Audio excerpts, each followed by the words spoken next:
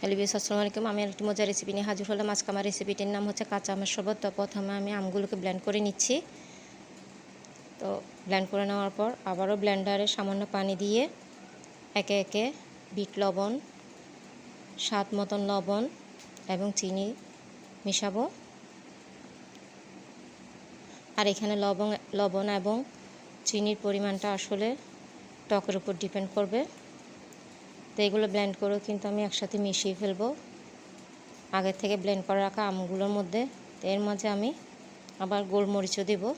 তো দেখতে পাচ্ছেন আমি গোলমরিচ দিচ্ছি। এগুলো একসাথে ব্লেন্ড করে নিব। তো আমি আগে থেকে ব্লেন্ড করা আমগুলোর মধ্যে দিয়ে দিচ্ছি। এখানে আমি পানিও মেশাবো।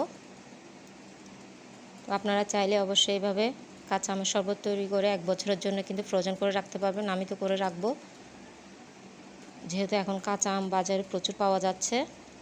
আর যে হারে গরম পড়েছে, এতে কিন্তু কাঁচা আমের শরবতটা খেতে খুবই ভালো লাগে।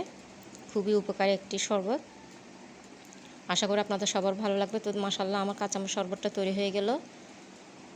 আমার চ্যানেলটিকে অবশ্যই লাইক, শেয়ার এবং সাবস্ক্রাইব করে দিবেন। একবার হলো তৈরি করে ফেলবেন। এখন প্রচুর আম পাওয়া যাচ্ছে। তো দেখার জন্য সবাইকে ধন্যবাদ।